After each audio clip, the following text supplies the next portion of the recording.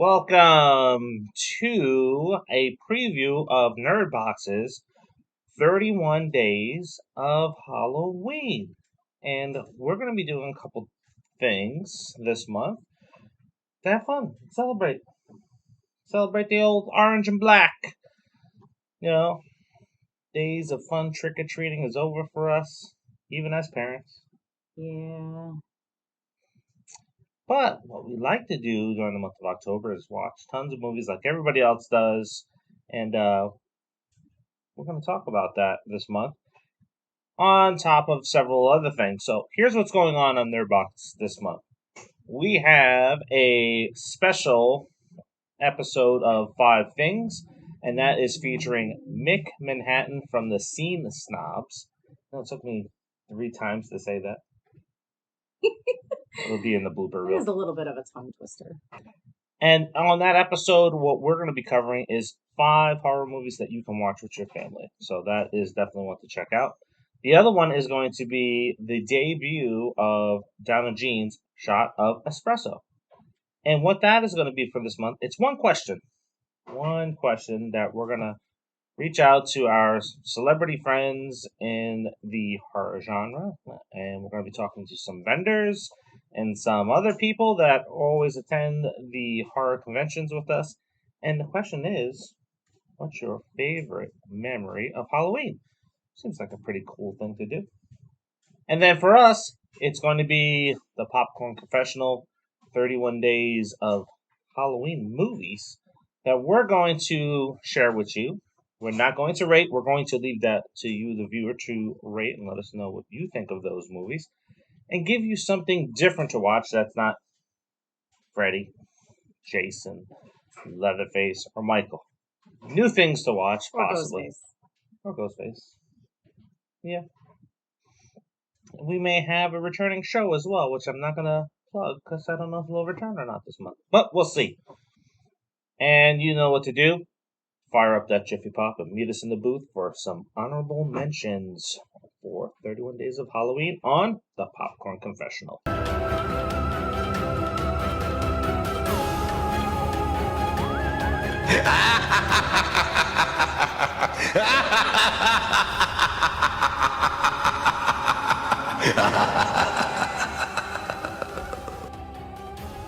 For our 31 Days of Halloween honorable mentions, we have 7 different categories that we are going to give you. We'll each give you an honorable mention for those categories. Yeah, and as you know from NERD, if you watch 5 Things, well, we're going to go over 7 different categories with honorable mentions. It's really 14. You don't know how to count here? So what's that first category? First category is shaky cam or found footage, whichever way you want to put it. Yeah, we're not classifying it by the traditional subgenre. We're just throwing our own classifications on it for NERD. Yeah. So my honorable mention for this genre is Bad Ben. There's actually several of them. First one's my favorite. There's probably about 9 now. Yeah, it is. What's it about? So Bad Ben is about this guy in New Jersey. Fucking Jersey. I know, fucking Jersey. I'm from Jersey. Shut up. So this guy from Egg Harbor Township, New Jersey, and he scoops up this house on auction for like a really great price, and the house is beautiful. So, I mean, that should be suspect right off the bat. And it's sight unseen. You only get to see pictures of the outside. You don't really have any history on it. Scoops it up, goes to check it out. Really not a whole lot he has to do because the house just looks like someone ran out on it. Mm-hmm. And then strange things start happening. Yep. You know, you got noises and the blanket being pulled off of you and things like that. And, you know, you could take it from there with your imagination. An expensive movie to make, and it delivered. It definitely delivered. It'll give you the creeps. Yes, definitely. Now, my honorable mention, and it's a kind of a dying reality show, which is based on those, let's go out and find ghosts. Mm-hmm. Grave Encounters. So it's a team of ghost hunters that are going to a hospital, an abandoned hospital, to investigate, and they discover lots of craziness. Well done. There's 2 parts to this. Yes. Definitely well done. It does have some good creep factors to it, so I appreciate it definitely. Yeah, I enjoyed it. It Yeah. scared me. Cover art was pretty cool too. Yeah. Yeah. I mean, anything where you're going to like an abandoned mental hospital, I'm pretty much like scared shitless before I even walk inside. Just, So our second category is slasher films. yes. What do you have for that one? So my honorable mention for slasher films is Terrifier with Terrifier. Art the Clown. Mhm. And I'm normally not a I like horror movies. Slashers are really gory slasher movies, ones with lots of blood and doing horrible, horrible things to people. Harder for me. Took me a really long time, and I've watched them. I've watched them for years, but I didn't necessarily really enjoy them. Yeah, but this one, you know what it is? It's even though Art doesn't speak, he's got he's full of personality. Yes. And that's the actor that totally brings him David to Howard. life. Yep, David Howard Thornton knocks it out of the park, and Absolutely. charisma comes off the screen as Yes. that character. Absolutely. I will say probably the best charisma for a slasher since Freddy Krueger's debut. Yeah. Mhm. Oh, yeah. And I think even more so with Art because he doesn't talk. Now, my pick for this list is something that could fall into another category, but it is a reboot of the original film that came out, and it's a sequel, and it is The Town That Dreaded Sundown that came out in 2014. So the Moonlight Murders are occurring again in the small town of Texarkana. And some of the things are done over again. And I seen the original. We both seen the original. The original is good.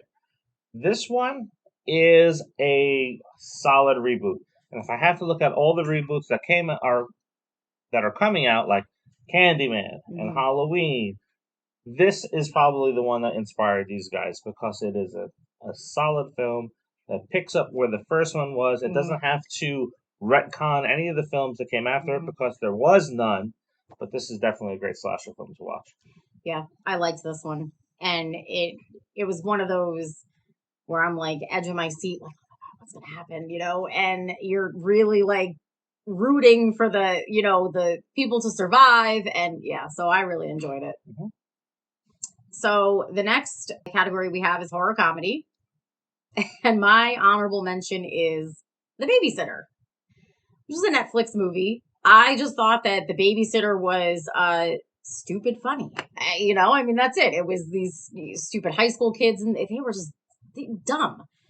I'm sure we've all been that dumb. So The Babysitter is about 12-year-old Cole finding out that his beloved babysitter, who he has a crush on, belongs to a murderous satanic cult of teenagers.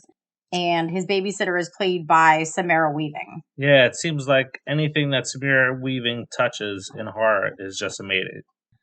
My pick is an old one that I just introduced to my family that were all watching the movie and like, the hell is this? Yeah. But about 15 to 20 minutes into it, they all started loving it. And that is The Stuff. And it's a little bit like The Blob. Except it's about marshmallow pop. Yep. And true story, after I seen that movie, I would not eat fluff. I still haven't eaten fluff because of that movie. But essentially, it's Well, you're missing out. It's good. You seen that guy's reaction? Oh, Yeah, because that's really going to happen. you never know. Government does weird things.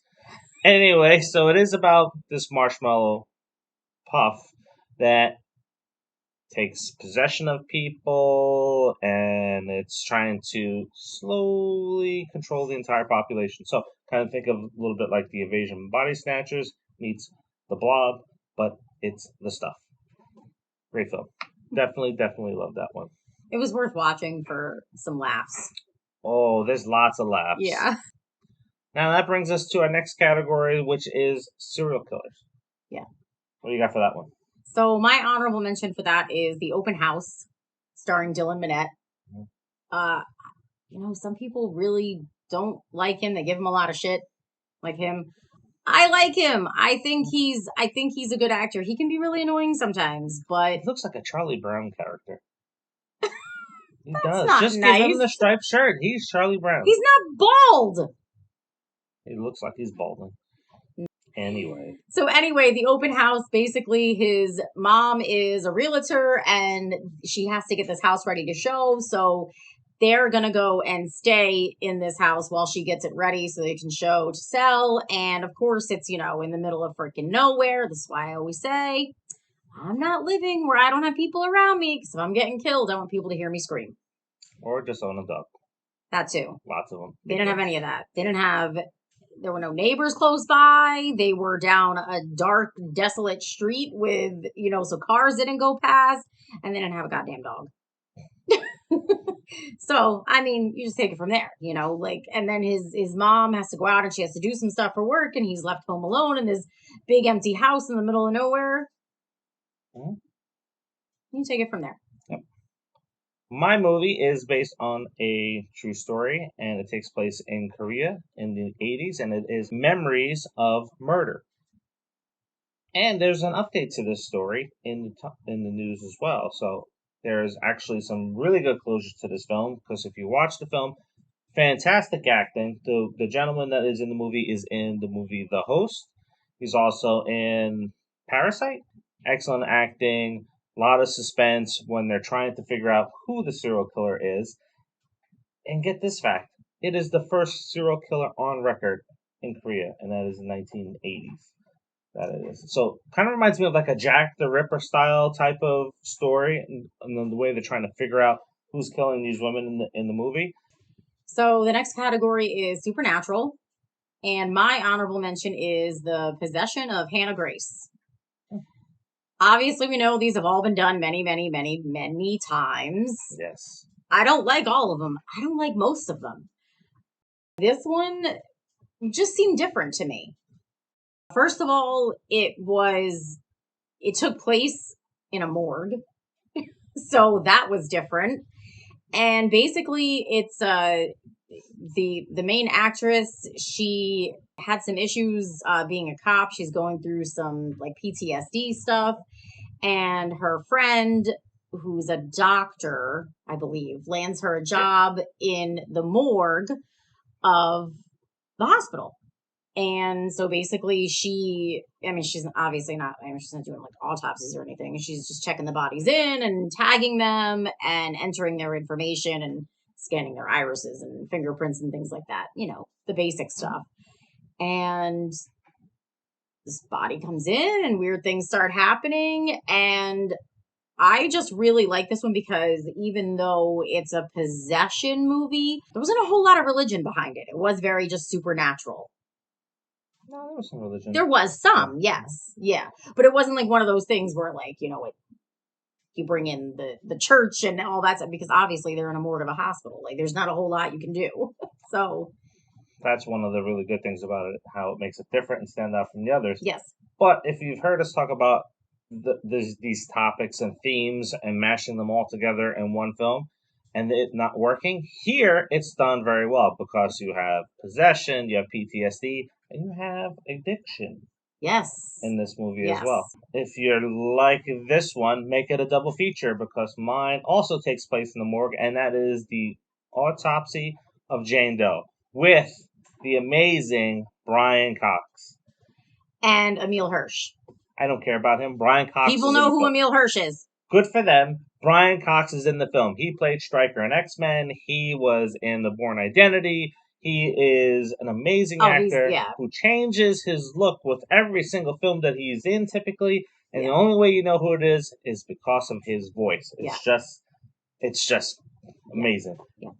Another supernatural movie, again, like I said, takes place in a morgue. And essentially this is around the body that turns up, and they trying to figure out why this girl is dead, and some of the details that the police have given them doesn't match up to the state of her body, and as they start doing the autopsy, shit goes haywire. Yeah, it goes wrong really quick. Yeah, I I honestly have to say I really, really enjoyed this one. I didn't expect much from it because of that other guy that's in the film. Emil Hirsch, Yeah, he's a good actor. he did a movie called Dark Skies or something like that, and He's done a lot of movies. I don't know. I don't know. Yeah, he's done a lot of There's movies. another one with a face that just kind of bugs me. That's just me though. Everybody's got that. That brings us over to creature features. What do you got for that one? My honorable mention is Come Play. Oh. This little boy who is seeing someone, talking to someone, but it's not like your Casper the Friendly Ghost. It's not even a ghost. So, yeah, I can't really say anything about it other than that because it would just give too much away. Another one with a blend of themes in it. Yes. That's really good. Yeah. Very good to watch with the lights out. Absolutely. And if you want to scare your kids and they're younger, this is one of those ones to do that with. Definitely. Which we have to do. Yeah, because the kids were terrified by Lights Out. And they haven't seen this one And they haven't seen this one yet. So this is definitely one that we're going to be watching very shortly. Yes. On my list, now we're going from the scary, we're going to the fun. And the fun part of that is the Greenlight Project's Feast. It was the first film that won that competition where you have a bunch of people chilling in a bar and some beasts come to town and then they start attacking people and ripping them out of the bars. Fun movie. If I have to compare it to something, I would say 30 Days of Night, but this one is a little bit different. Yeah. Jason Mewes is in this too, and I thought he was very entertaining in his role. But one of the things I really like about this movie is the way they introduce all the characters. It was done very well. It was fun the way they did that, and there was some surprises right in the beginning. So our last category, kind of fitting for the last category, I think. Wrong place, wrong time. Yeah, we all know that happens. Yes. So my honorable mention for this is the Belko Experiment. This movie has stars John Gallagher Jr. and it also has Michael Rooker, and we just love Michael Rooker. Loved Who him. doesn't? I know, right? It's Michael Rooker. Like he's so badass. I just love him, and he's so funny. Basically, these employees volunteer to go work in another country for their company, and basically they're just pawns. And they want to see how they will respond in certain situations. Like if they're like, well, we're going to blow you up, or you can kill the person in the cubicle next to you. Mm-hmm. Sounds fun, right? Yeah. If you like Battle Royale and if you like the movie Severance, you'll like this movie. It is definitely entertaining, to say the least. Yeah. Mm-hmm. A lot of good action in it, too. There was a lot of good action, and there was a lot of like, shit, I can't believe they did that. And probably what would happen in real life is the breakdown of the norms. Yes. Yeah. I mean, you see the people break down, you see how they, they may have started off as like the good person that would never do anything like that. And then it's like they're faced with this situation. They're like, you know what? It's survival of the fittest, and I'm going to survive. Mm-hmm. For my final pick, it features somebody we already talked about, and that is Robert Englund in The Last Showing. So essentially, it is about a guy that is a little bit disgruntled in his older years, I would say. Yeah. He was in the film industry and he's, washed up now. He's not making money doing it. And I think because his ideas are, they're not with the times, right? Mm-hmm. So he works at a movie theater and he works back in like the film area. Like he rolls the movies. Yep. And all these young kids are coming in and they're his man, they're his boss. He has to answer them and he's kind of pissed off about it. He doesn't like it. Mm-hmm. And so he's leaving and he wants to go out with a bang. Yep. And like Robert Englund in real life, he is a lover of film. Yes. And what better way to go out with a bang than create your own horror movie, which he does during The Last Showing. of the night one weekend where the lucky people that are in the film are the two Patreons that show up on a date. Yeah. Sucks to be them. Yes. And he's the director, and he is going to lead them through a series of things and get them to play out the way he wants them to play it out. And you know what? I never mentioned this before, but after we watched this film and the first few times that we went to the movies after that, and there was no one there but us, it had me thinking. So Robert Englund managed to scare the shit out of me again. He's been doing that since I was a little kid, so Yep. He's good at what he does. He's a master of art. He is, absolutely. So that is our honorable mentions. And starting on the 1st, you'll see a movie review from us every single day.